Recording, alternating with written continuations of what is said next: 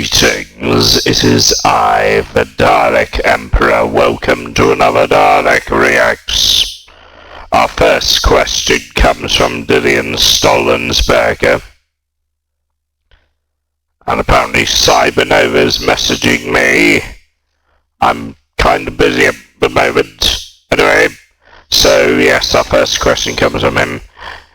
He says, was Davros is the worst creator of the Daleks when the Daleks exterminated him? He was no more. He came back in afterwards. Okay, Dillian Stolensberger. Maybe Outcore.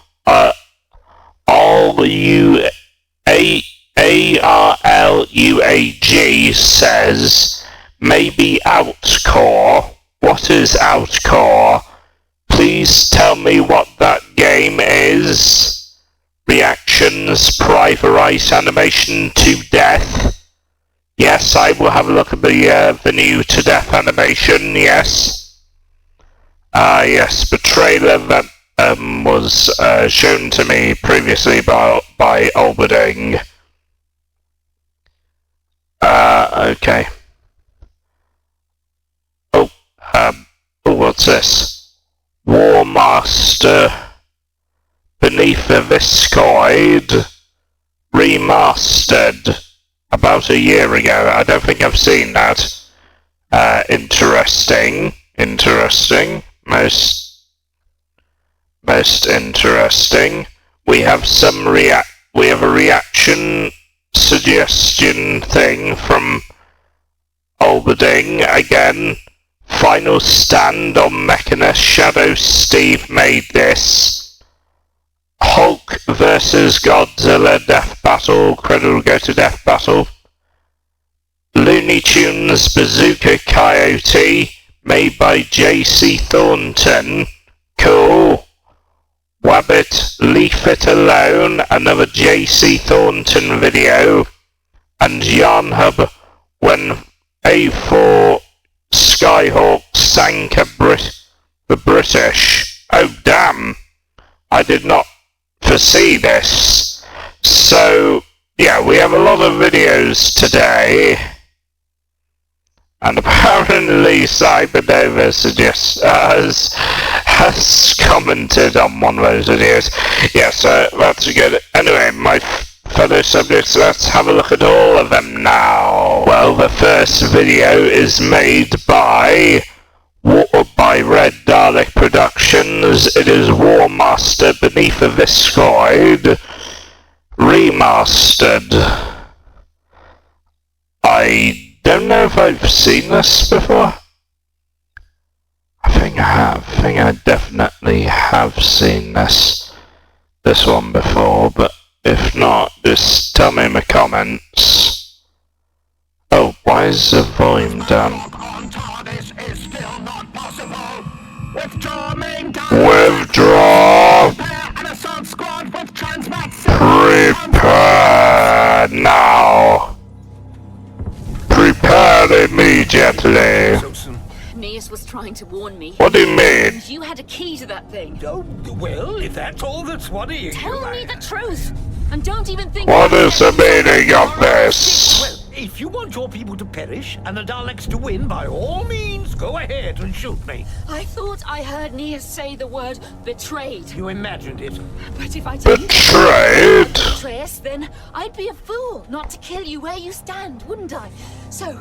How reckless! About this device, now! Go on. You know you want to execute him now. But it's what? Actually a space-time traveling machine. It's called a TARDIS. The TARDIS is a foolish device. So, the good news is we can certainly go ahead with our plan to destroy the Dalek command ship. But we have to be inside this TARDIS when it's propelled through the tunnel.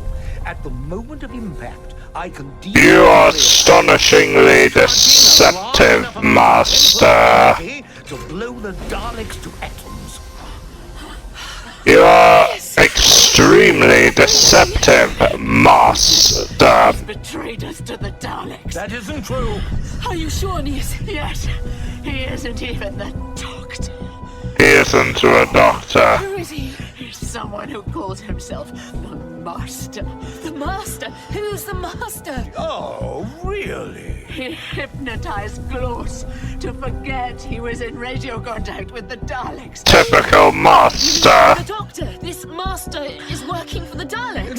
No, you've got it all wrong. I've been tricking the Daleks, not working for them. You are very good at tricking us, Master. Can you hear me? It's Klaus. Klaus, what is it? Klaus! Closing. It's working. The Daleks are retreating. Oh, They are retreating. So says the traitor. Kill him, Ozen. and lose your only chance of victory? I meant that the Daleks never retreat. They must be up to something. Like what? What do you mean, up to something? They're transmatting in. What are you doing, Ozen?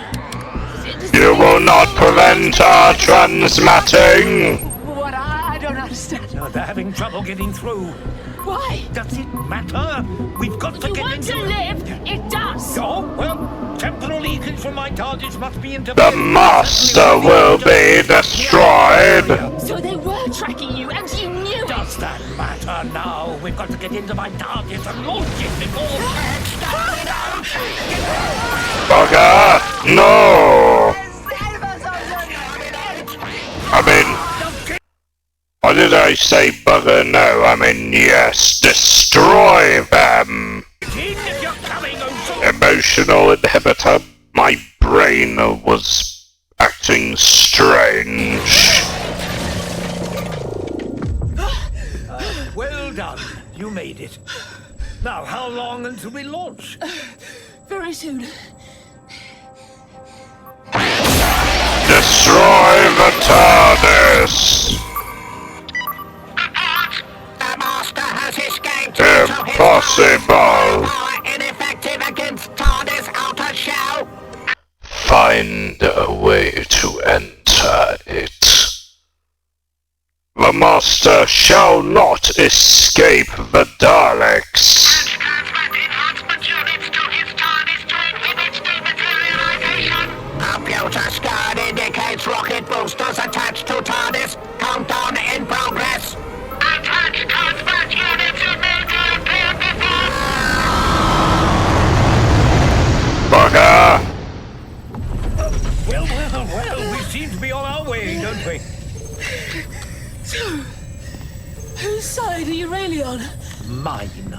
Now, if you could just... The side... distracting me, I might... The side that is inferior, Master! Faces.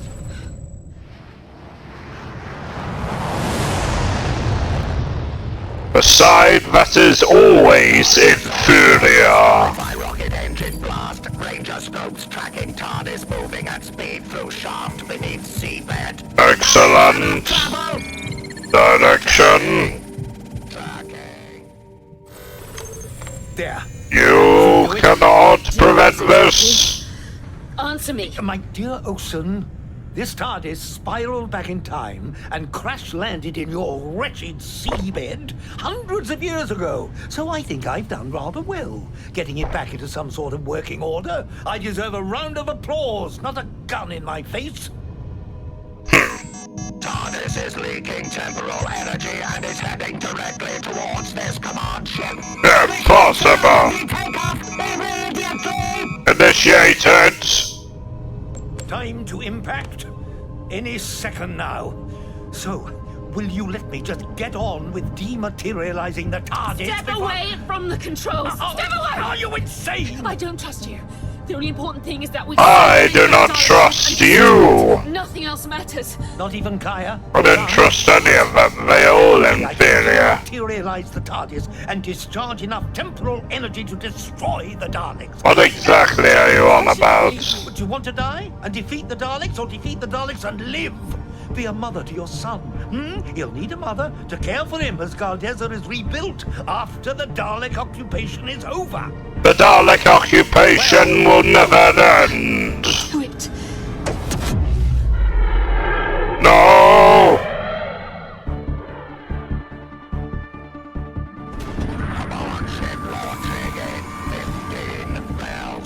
Excellent!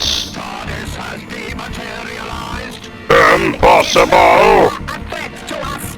We must inform the Dalek time strategist. The Master's The time strategist? Alert, alert, incoming discharge of temporal energy. No! The Master has betrayed us. He has betrayed us! Terminated. This sudden betrayal will not go unpunished! Bugger! Well, there goes another Dalek ship. We have this next video now, made specifically by Private Ice Productions. Let's have a look at it. Another Dalek animation to the death. It is time to have a look at this. Begin evacuation. Invasion fleet has been assembled in geostationary Earth orbit. The engine capsule is in launch status mode. What? Preparations are being made for the final countdown. Understood, Dalek Supreme. Continue with your duties. Continue with your duties. Doctor. What news? Controls report total destruction of saucer carrying the Doctor. But Perfect. Doctor lives. The Doctor lives. I sense him. He lives. The Doctor lives. You allowed the Doctor to live? Capsule now in position to descend. Begin descent of capsule to Sector 0 immediately. This is Dalek Supreme Command to Mineshaft Operations. The Dalek Supreme has given the order for the capsule to descend to Sector 0. Descend immediately. I obey. Capsule will now descend. Begin descent.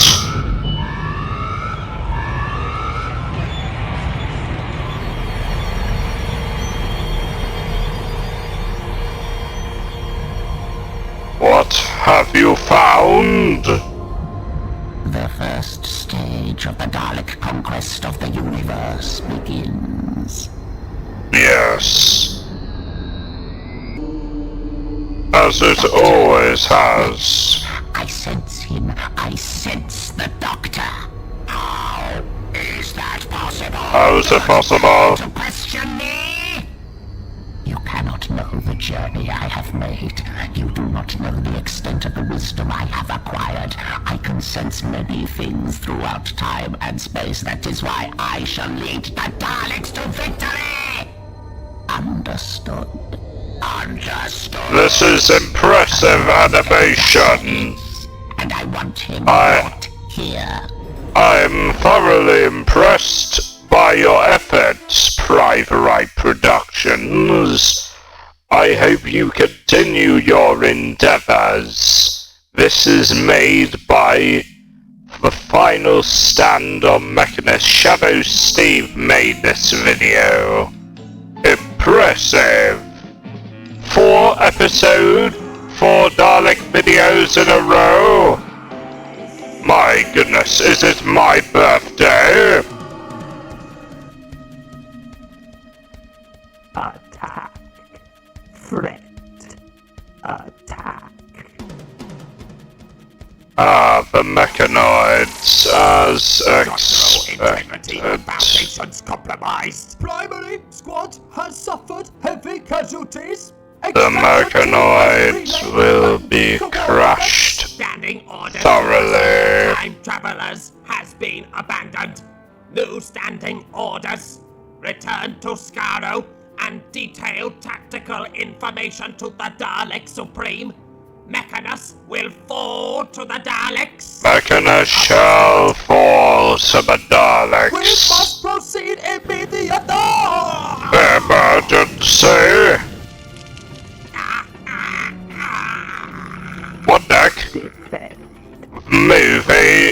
Is that movie music I hear? Doctor movie music. You have failed. Mechanoid scum. Mechanoid scum. Yeah, this is movie music. My goodness, it's been so long since I heard this music. Why has no one brought back this music? Who made it? This takes me back, people.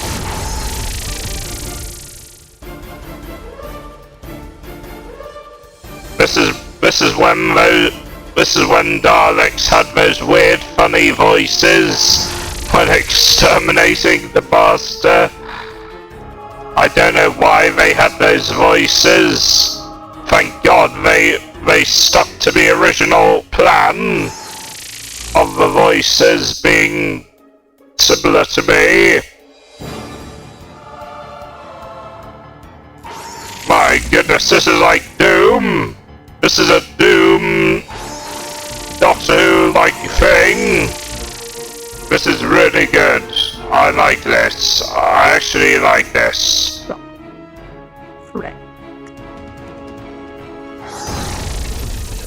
We must continue to the ship.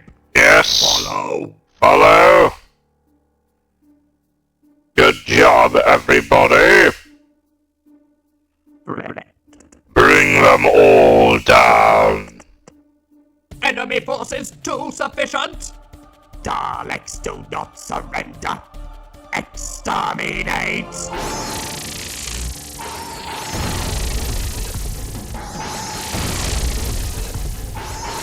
And so the final end of the mechanoids will begin. Emergency! How are they able to do this?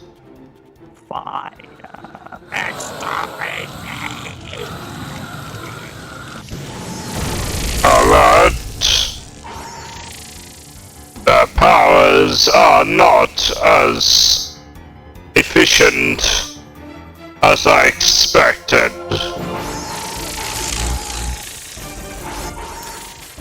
You will not know fear, you will not know.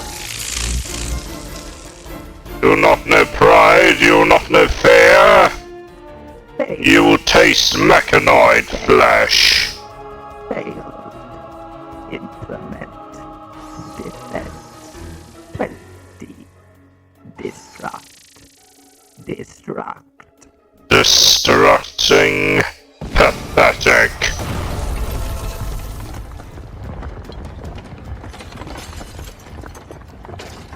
We must regroup immediately. Alert! You must...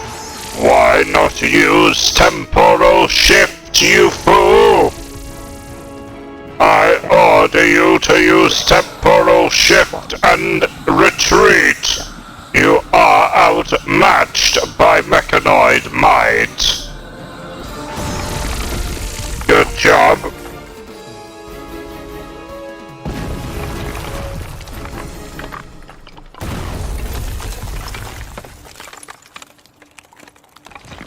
He is deceased.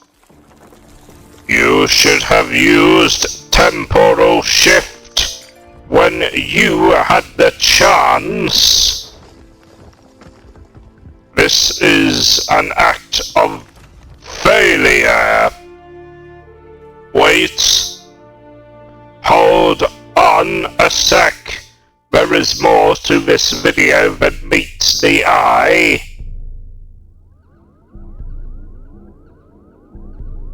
What have you found? The assault force on Mechanus has failed. Perfect.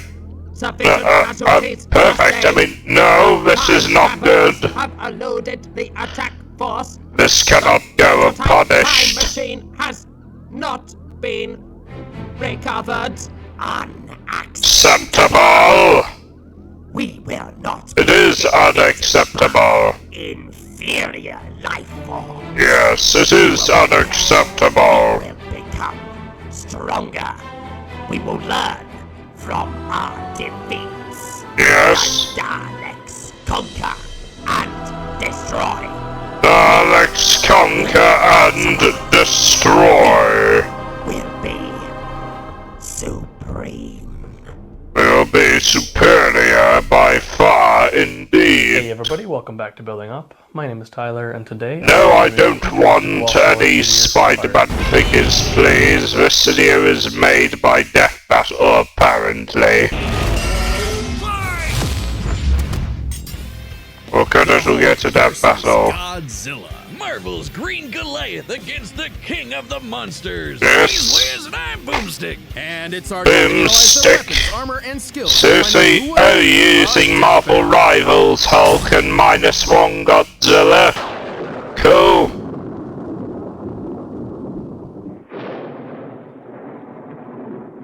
What is I do mean to play Marvel Rivals. I've heard it's a good He's a mean good move, a good video game. Angry son of the Gamma Bomb. a weapon designed by the greatest gamma scientist of all, Dr. Robert Bruce Banner. But Dr. Robert Bruce Banner? Bruce had to be a hero and save I thought his name was just Bruce Banner. some dumb schmuck who was hanging around the test site.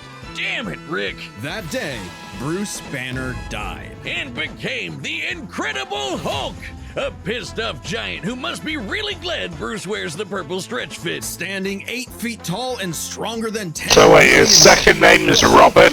I don't think his name's ever been Don't named make Robert. him angry. You won't like him when he's angry. But it's even more complex than that. Banner suffers from dissociative identity disorder, with many different Hulks embodying alternate personalities. Like Joe Fixit, the original Grey Hulk. He's a cunning gangster and the only Hulk who's got that drip. The Devil Damn. Hulk is a violent, overprotective personality that Yes. My goodness, he definitely has got the maximum drip in there. Banner unintentionally manifested as a result of his father's abuse. Holy shit! Somebody Oh, damn. actually drew this? But the Hulk everyone knows, the big guy, is I thought there was a really I thought it was Betty Ross who had a dream of a baby of his father trying to my goodness. Do you guys remember the Crouching Tiger, Hidden Dragon Hulk?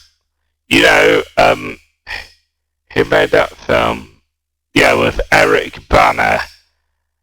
What the hell was even that movie? What the hell is even that? known as Savage Hulk. It seems he also developed from parental abuse, hence his childlike personality. Yeah. Though I'd argue he's more clever than you'd expect. The angrier he is, the stronger he gets, with no limit. Except for one, Bruce Banner. See, Banner's relationship with the Hulk is complicated. He can't die, apparently. Mostly. They do hate each other, yeah. The alter best representing this would be the Professor Hulk, a balanced blend of Banner's brain and Yes, indeed. We know Professor Hulk. I think Professor Hulk is basically what killed Hulk in MCU. and the Hulk's brawn. The buffest nerd you'll ever meet. But what about when Bruce takes a step back? If he isn't trying to restrain the Hulk, what do you get? The Green Scar. The World Breaker! World Without Bruce's Breaker. government, Damn. Hulk's power and fury surges, mixing Savage's rising strength with the personality and cunning of a warlord. Damn. Green Scar is no mere superhero. He's a king, Green Scar. conqueror. Hulk is strong enough to lift 100 World Breaker, that's what it's called. Jump from World New Mexico Breaker. to Florida in a World single Breaker bound Hulk. and shake all the dimensions connected He's by the basically crossroads at Thanos, once. but stronger. He was down by the spear of Proxima Midnight, which holds the weight of a star, and was fine. And when we say World Breaker, we mean it. While sparring with Red She-Hulk, the two of them shattered a whole planet. At one point, he was bound in Damn. chains forged from the essence of the first firmament, the manifestation of the first universe, which could bind eternity itself. Not even Galactus was capable of saving eternity alone, and the Hulk just broke it. By himself. Maybe Thor should rethink calling himself the strongest Avenger, especially since the Avengers first assembled because none of them could take down Hulk on their own. Speaking of Thor, the Hulk consistently battles on par with him, even when he held the Odin Force, with which he could command his hammer through infinite distances and match the power of Null, who killed countless Celestials. Even without it, Mjolnir can cross the universe in seconds. Hulk tore a universe apart with just a clap. Good luck with that, hammer man. But the green guy's got way more going on than just brute strength. As the Hulk's power stems from gamma, he can utilize and absorb it and other radiation in various ways. Yeah, like regenerating from fatal wounds. Even getting ripped apart by Wolverine barely slows him down. And the angrier he gets, the more regenerating cells his body produces. It gets weird. Did you know that if he absorbs enough gamma, he can shoot lasers from his eyes and read people's minds? Oh, also, he can read people's minds. Ghosts! And give him a good old-fashioned Hulk smash! Hulk can break through the boundaries. Okay, I think they overpowered him. Gutter space beyond time and concept. Stanley, what were you drinking, man? Break the fourth wall and talk to the reader? Oh, wait, that makes sense now. It's all gamma. Exactly. In real life, gamma rays are electromagnetic radiation similar to X-rays. But in Marvel Comics, gamma comes from hell. On Earth 616, gamma radiation is an electromagnetic frequency that can manifest as either a wave, a particle, or something else. Something that nobody really understands. Except for Bruce. That's right. Dr. Banner is a certified genius with 7 PhDs. According to Norman Osborn, he's the 4th smartest person on the planet. Fourth smartest person? Brains like Reed, Doom, and Tony. Banner built the Her Collider Synchrotron, a machine that can scan the entire multiverse with the speed of a hypermind. He created the Gamma Core, which could rupture space-time between universes. He built an interstellar radio on a deserted planet without any pre-established technology. He wired Hulk like a starship, piloting him from the mindscape within. He even built an ultimate nullifier. In fact, the original intent of his Gamma Bomb was to be non-lethal, only targeting inorganic material. But Thunderbolt Ross wanted something with a bit more boom. They can't blame him. Fearing its ramifications. Han Solo's Thunderbolts now. Secret. In the process, he tapped into an unknown form of gamma energy that breaks down reality and mutates it beyond actuality. On that fateful day, he opened the green door. We said the bomb killed Bruce? That wasn't some flowery metaphor or whatever. He died and came back as Hulk. Came back from the below place. The hell beneath hell. The lowest possible dimension of reality. That's where Mephisto lives, isn't it? He goes there. Then a green door opens and he goes back to where he was before. Easy as that. It doesn't matter if he's been atomized, sliced up into jars, or digested by werewolves. If he goes through the door, he's back, ready to rumble. The green door did get locked into a red door, but he's easily broken through it multiple times. Not a problem. It turns out that third form of gamma, this anomaly from the bedrock of hell, spawns from none other than the one below all.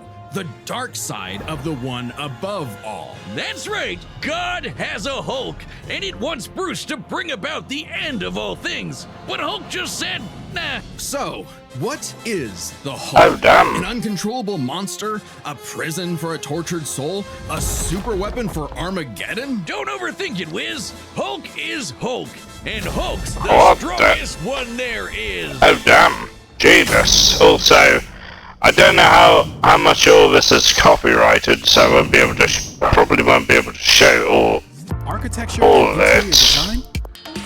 Find a 3D designer today. And here we go. Was 1946. The press gathered at Bikini Atoll to witness the power of the nuclear bomb.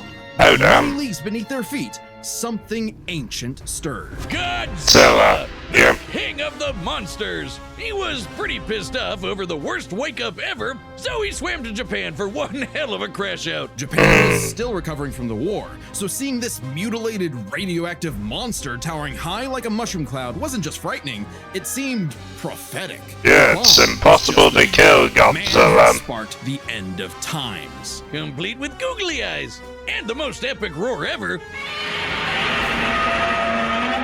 Yeah, some of this might be copyrighted. Many iterations of the beast. Between movies, TV, comics, and cartoons, there's at least 27 different Godzillas stomping around, not including Manila, the Scrappy Doo of kaiju. Sorry, that's insulting to Scrappy Doo. Despite the variety, Godzilla is somewhat consistent, so we'll examine his entire history, focusing on the larger releases. In most iterations, Godzilla is a rare theropod that went dormant for millions of years before nuclear bombs mutated it into a gargantuan radioactive monster. Oh damn. 165 feet tall.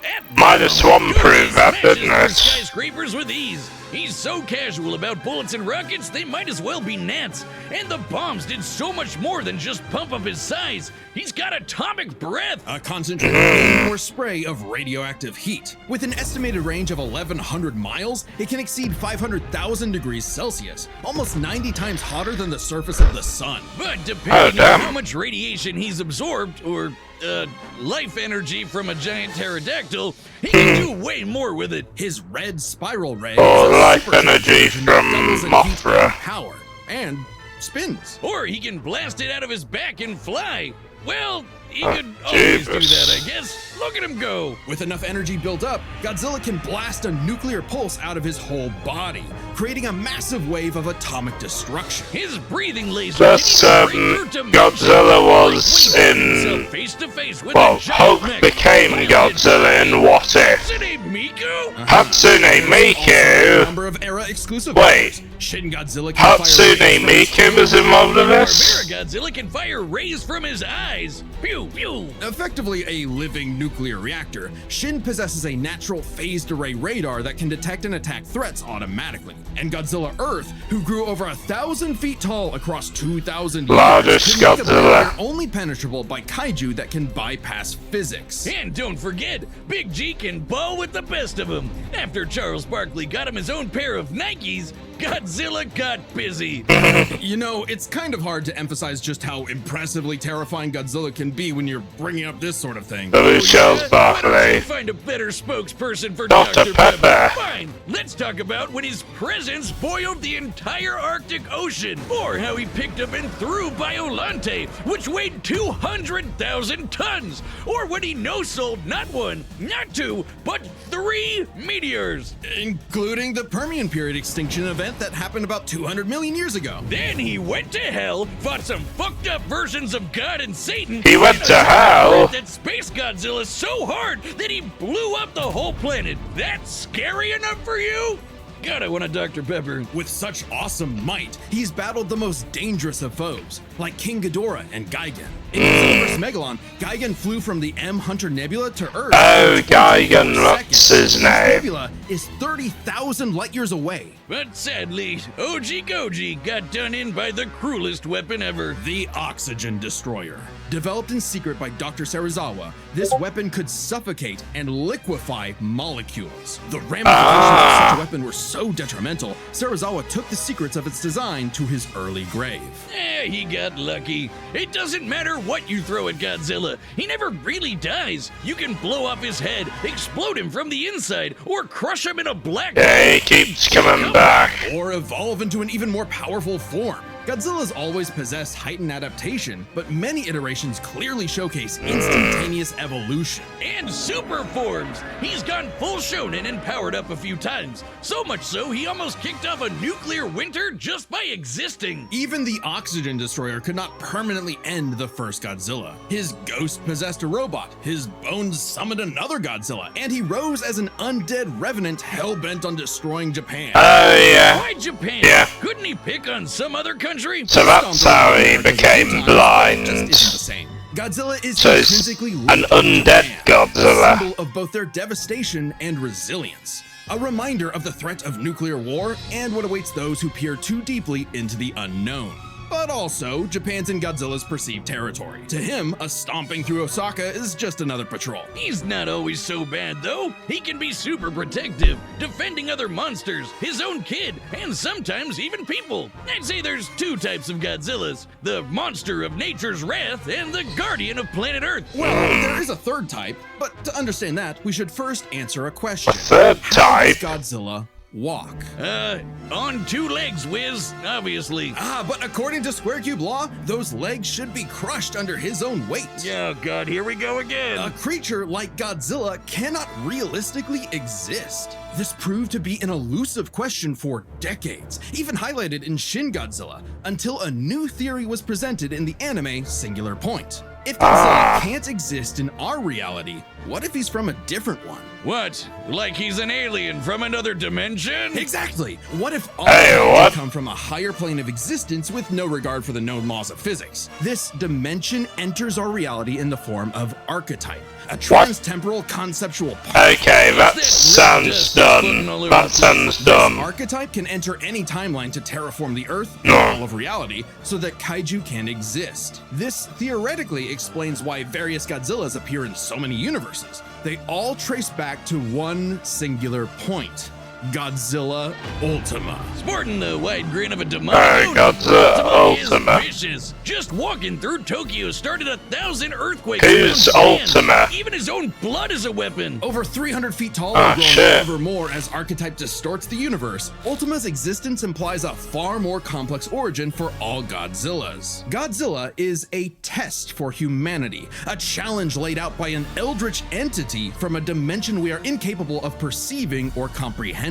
It's kind of like how when we move an object and its shadow changes, we get why that happened. But to someone who exists in only a 2D plane, the shadow looks like it just randomly transformed into something totally different. Crazy to think from a really long way from Big Lizard Smash Building, huh? This shadow, this wannabe god, desires to play with and destroy every single universe. And Godzilla is its avatar. Through Ultima, this entity sees the universe as an interactable fiction and can control causality. Ultima himself is a singular point, one of many gateways through which the entity can tamper with reality. Think of it this way: if something happens that the entity doesn't like, it can just say, that thing didn't actually happen, and presto, it no longer happened. That's not to say such an event can't happen in the moment of occurrence, but the entity disconnects cause and effect, and nullifies events in retrospect without regard for time. And now my head hurts. TLDR, Ultima tried to bring about a catastrophe that would end the universe in like a week's time. So, a wacky robot and a time-traveling Alexa used a supercomputer in this familiar-looking the orthogonal diagonalizer to zap all of archetype and that sounds weird. The entity's connection to the universe. But not killing it, because while each Godzilla has its differences,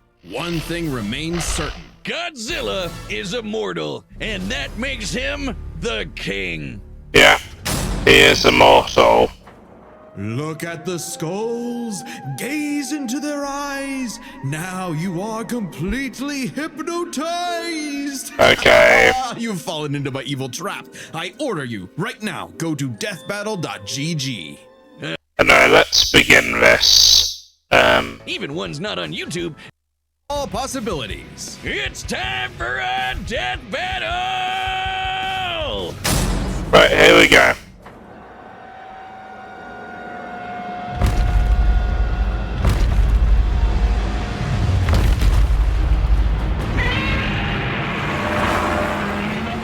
Godzilla has reached the city. So far, the evacuation is... Wait, look!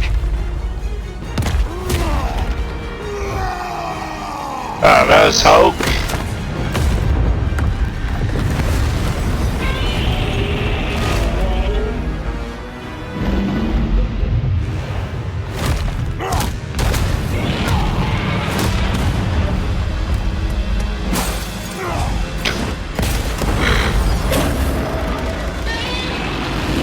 Damn.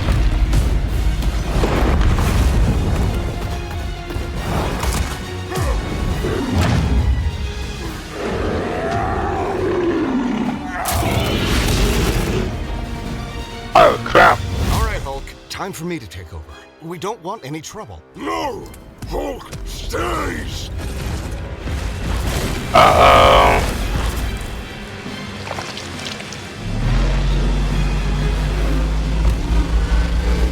Oh dear.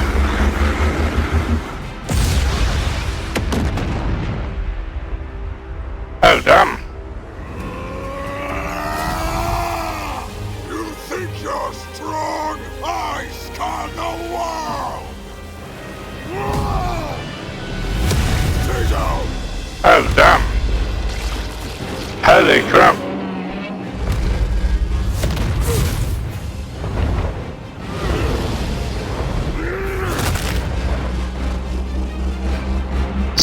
like the fight will never end.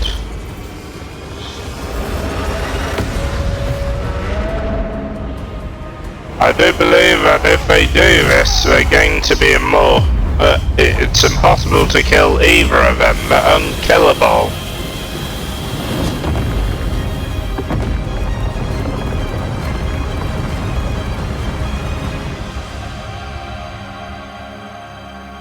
Oh, damn.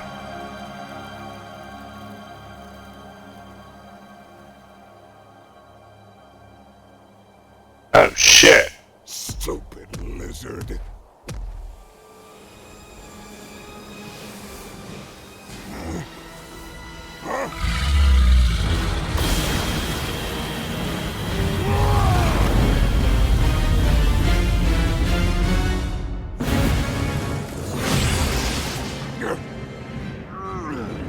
Oh, damn.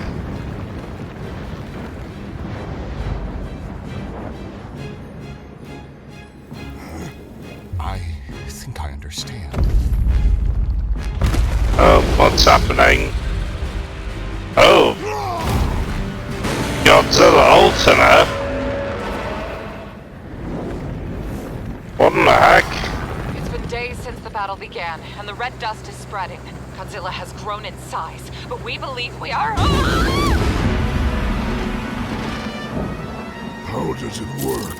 Well, smash. Oh, that's the nano gauntlets. One and rising. That's the odds.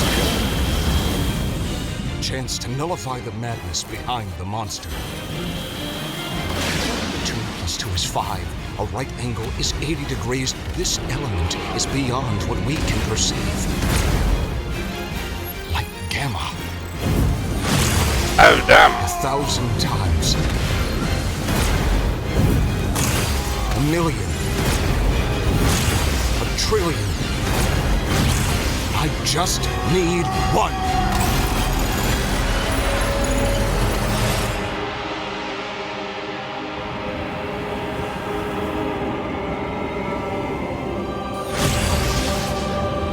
Thing is, Godzilla's actually been to hell, hasn't he? Oh dear.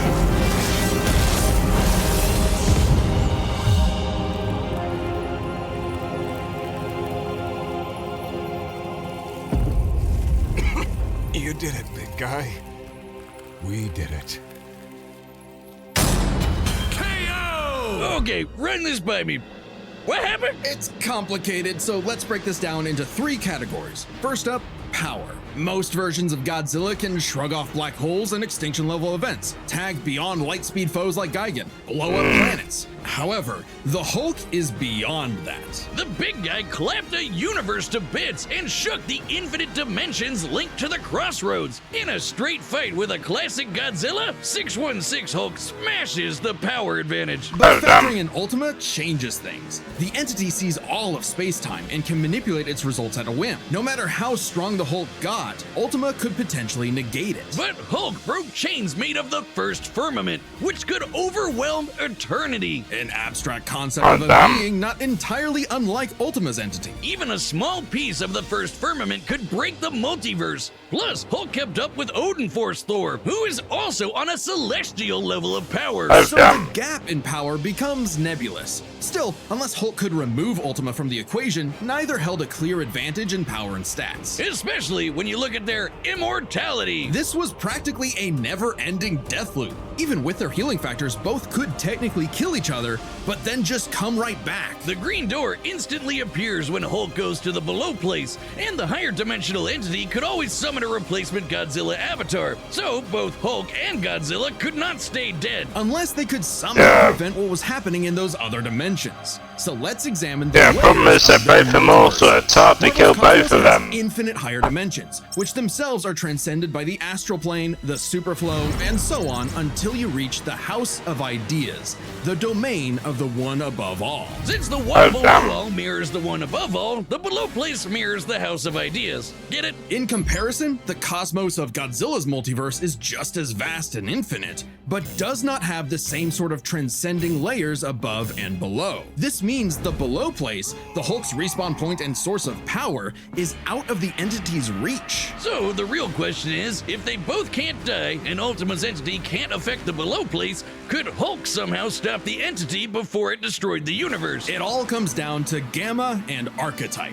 Ultima was defeated in the anime by using a trans-temporal superdimension calculator operating at infinite speeds to activate the orthogonal diagonalizer, turning Archetype against itself. Ultima endlessly spews this stuff, so there's plenty to work with, and Hulk can reach into comic book gutter space, so he should be able to reach through a singular point, but that's not enough. Fortunately for Hulk, it just so happens he knows someone who, like scientists who have defeated Godzilla in the past, is an expert on particles from a greater dimension that mutate reality beyond our understanding. Who made a device with those particles that breaks space-time, like the diagonalizer? Who made a supercomputer that scanned the infinite multiverse with the speed of a hypermind, like the dimension calculator? Hell, the guy made an interstellar radio out of sticks and stones in a matter of days, and even built an ultimate nullifier. Yeah, exactly. He was made for this. Indeed, he was made for this. Including Banner. Even if Ultima's catastrophe destroyed the universe, the door could deposit Banner in a different universe, and he could continue the fight. He had all the time in the infinite multiverse. There was only one way this could end. Only one person who could make it so. Even among gods and monsters, Hulk and Dr. Banner. The ultimate weapon. The winner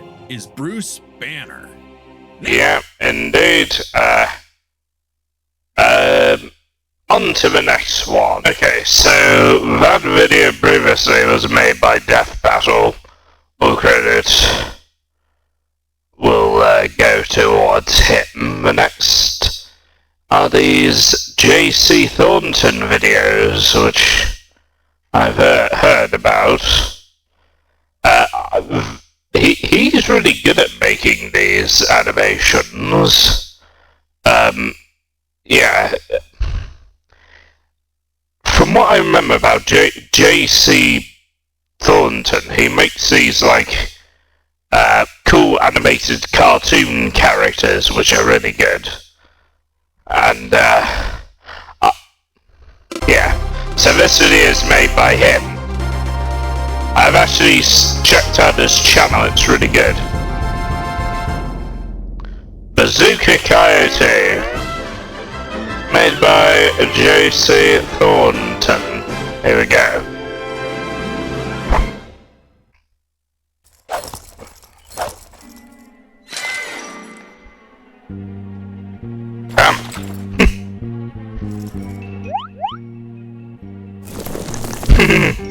I don't know how this is going to go.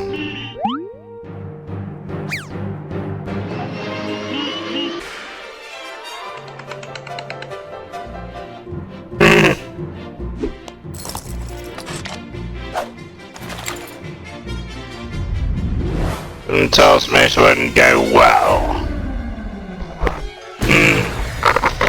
Oh, of course. I knew something would go wrong. Come on, Wile E. Coyote, you've spent thousands of years trying to take down this goddamn Roadrunner, and you've been unable to. Honestly, if you wanted to take down the Roadrunner, Wile E. Coyote, you could have just asked me for help. Coming from someone, a villain, a demon, who has been thoroughly trying to find ways to destroy the Doctor. I've been at this chase longer than you have, Wile E. Coyote, and I have, yeah.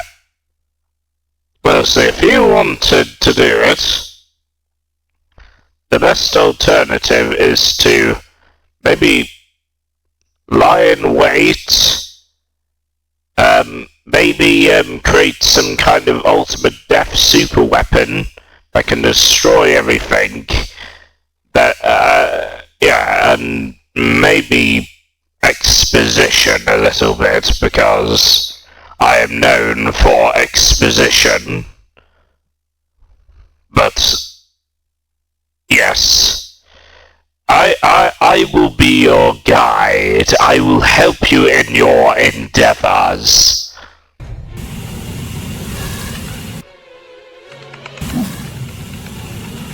No.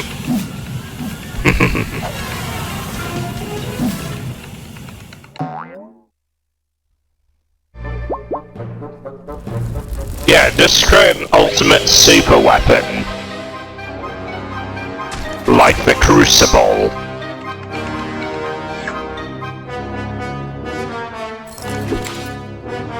And then win the war that way.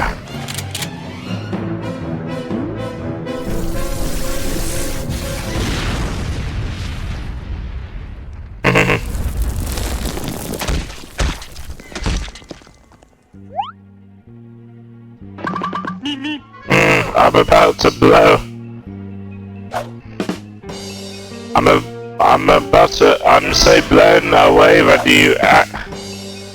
so blown away that you actually enjoyed this. Thank you, Wile Coyote, yes. Wait, this isn't a made for kids video, is it? I'm not gonna get in trouble, am I?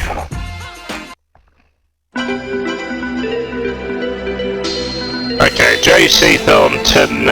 Okay, they're not made for kids, that's good. Because if they were made for kids, I'd be in trouble, wouldn't I? With, you know, the online...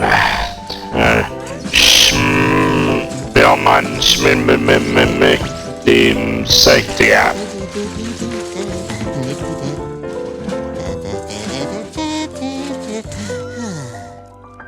Well, oh my goodness. Well, you don't have an extra pair of hands. You don't have any. I wish I had an extra pair of hands here.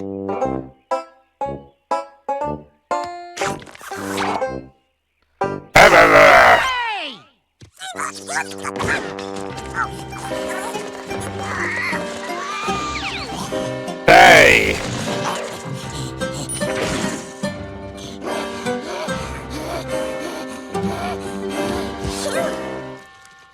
You gotta be What's wrong with you? Oh, hey. No trouble. Just a little yard work. So that's what you're calling it. How prehistoric. Yes. You realize how far we've come since the Stone Age, hmm? It works for me. Does it? Hey! Oh, Ray. No wonder your yard's such an eyesore. Put your eyes on this! Since when is he British?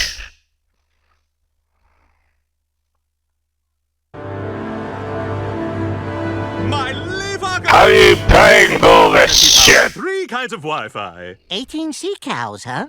Let me show you the future of lawn maintenance. How are you paying for all of this? What? Oh, well done.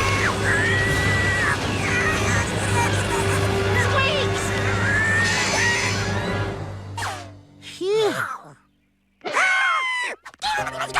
Well, I should say, I think that guy is going to be suing Acme in a moment. I know, buddy. I know. How is that? Perfection. Yep, pretty good, all right. Except, I think you missed one, Doc. Huh? You got a leaf blower.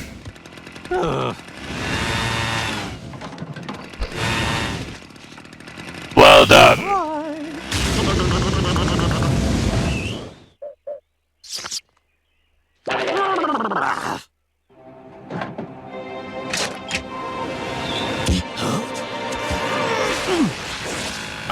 Boy.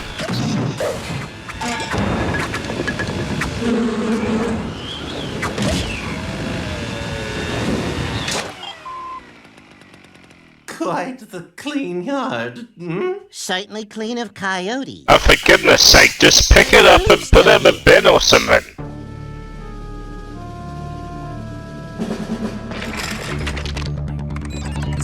complex predator, such a worthy opponent. What's your weakness? Everybody's got a weakness. Yeah, at this point, with your track record and your obsession, just put the fries in the bag, dude. You're wasting your breath. Honestly, just put the fries in the bag. If I was doing it, I'd do it 10,000 times better than whatever you're trying to do, you brainless scum.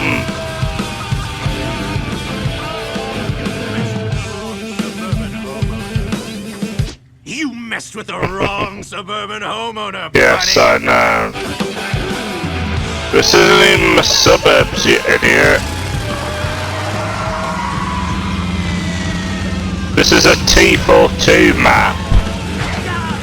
Team Fortress 2. Oh, finally you killed him. Screw it, just put the fries in a bag, dude. Hey, Doc? I know. Yeah, at this point, just put the fries in the bag, dude.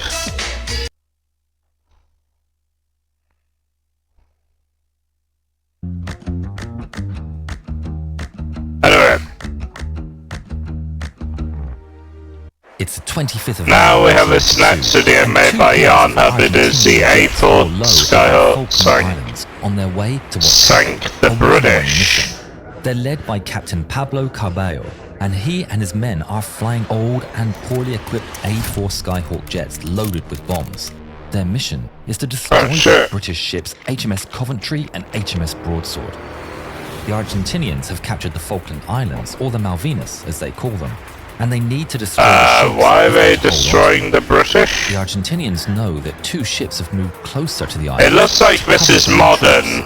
Islands that give them the chance to approach undetected by British radar. Oh shit. The Skyhawks fly as low as they dare, keeping the contours of the island as they reach the enemy's radar range. The two ships are equipped with advanced anti-air missiles and powerful radars which have been devastating to the Argentinian planes. The only way to evade detection is to stay low.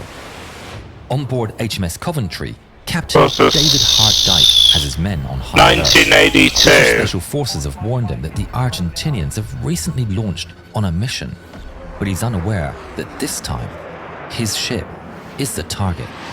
Yeah, this is set in 1982. Confirms his worst fears.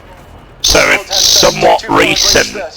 Captain Hart Dyke not recent, but orders the crew to action stations. you know what I alarms mean. Blare on both ships, and swiftly the mighty Sea Dart's surface-to-air missiles turn to bear.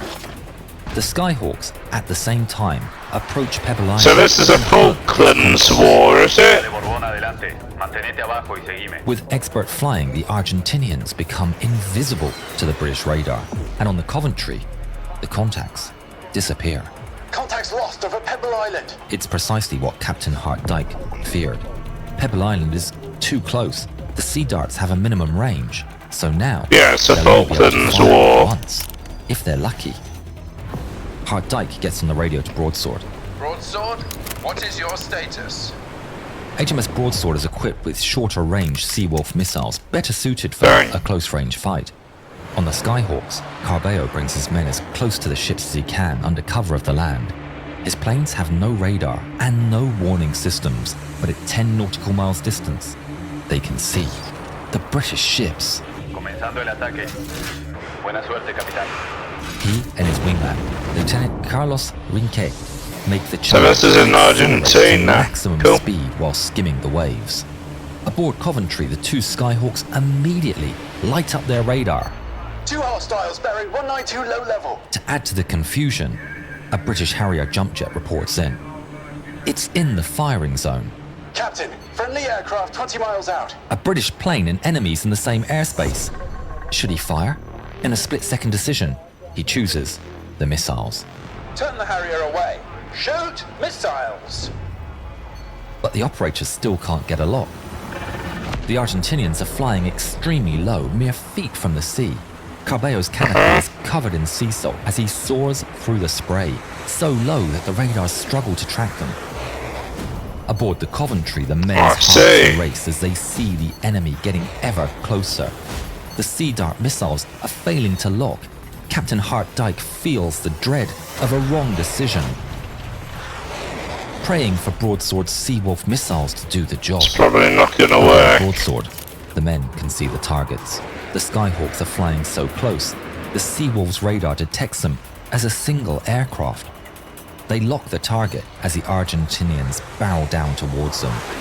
But then, the single contact splits into two, and the two sets of coordinates crash the missile guidance system.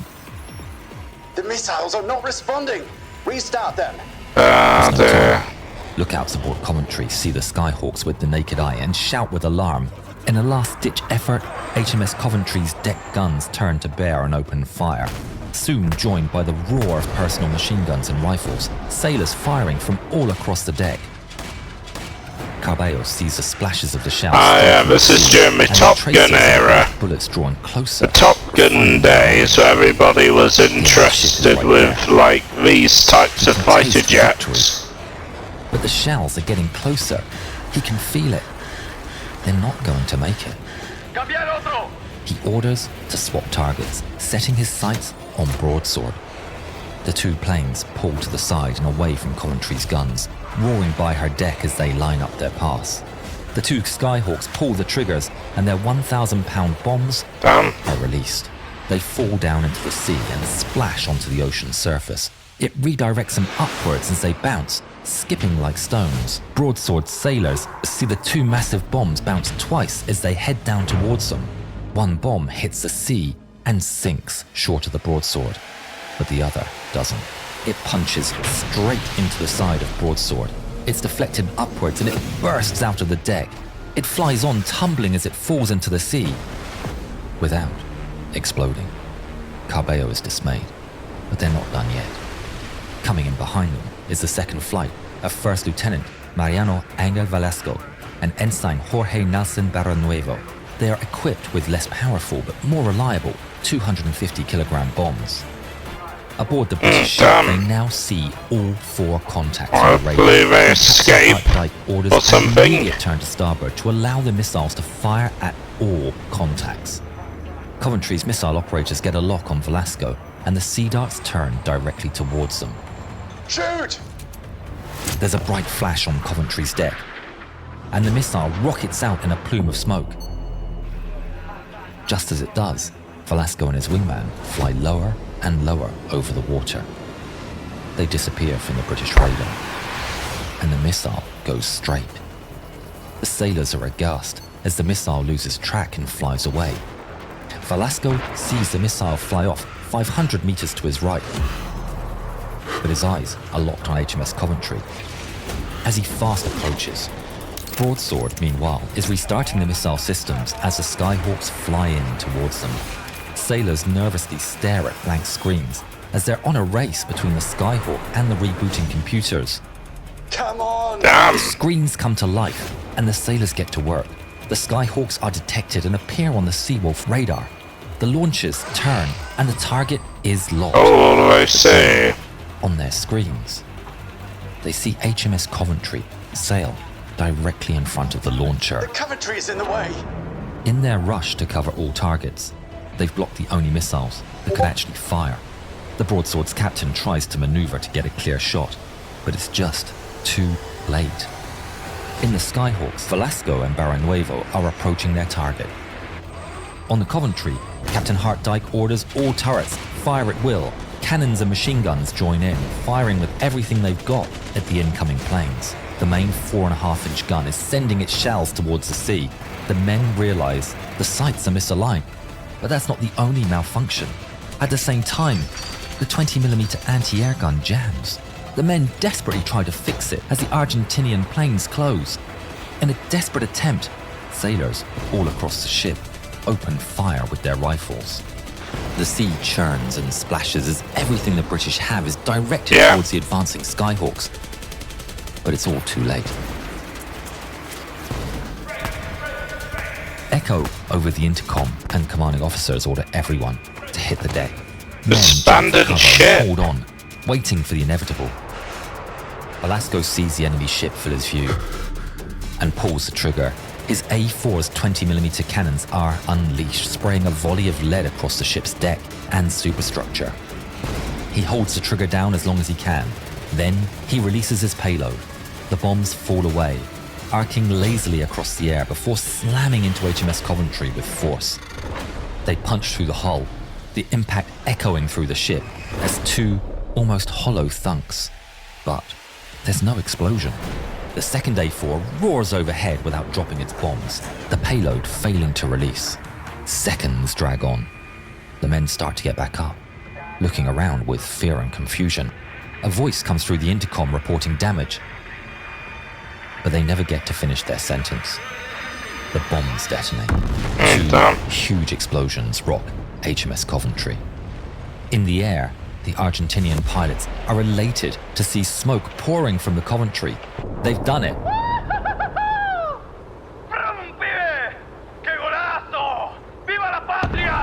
One explosion right under the bridge breaks a massive hole in the side of the ship and destroys the computer room. The fire moves up through corridors and blasts through the operations room, where all the operators and Captain Hartdyke were working. The second one explodes in the forward engine room, starting a massive fire and taking out electrical and propulsion power from the ship. Are you all geared up for this making tax digital thing? I keep worrying. I'm going Typical. Captain Hartdyke comes back to his senses. He's surrounded by smoke and destruction. Screams fill the air.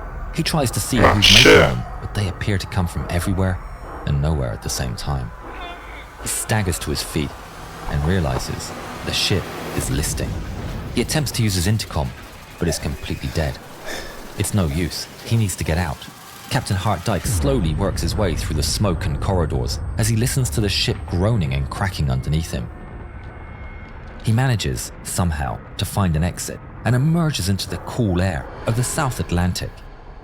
Now on deck, he's filled with concern for his men, but instead of chaos, he's met by an extremely professional evacuation.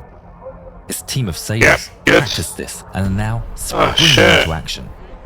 Men rescue their fellow sailors from the smoke-filled cabins and provide medical attention on deck, as others prepare the survival rafts and help more sailors put on their survival gear.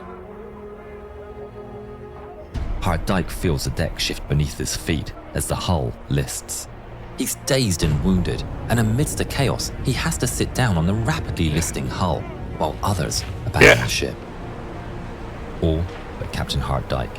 After all the men have gone, Hartdyke is alone on the upturned hull of the Coventry. He casts one last look around the smoking ship. He's done his duty.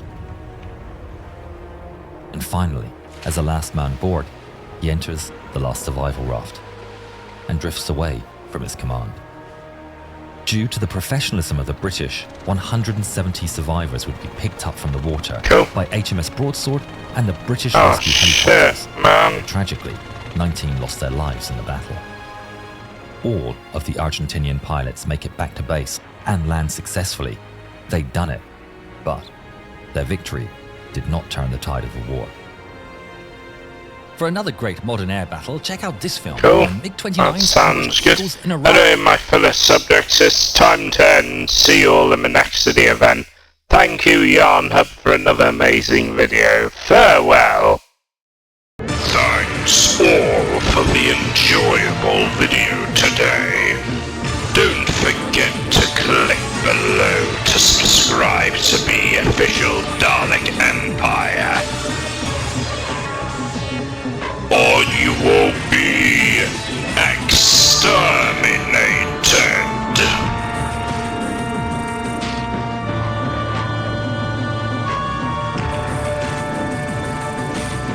There will be no resistance.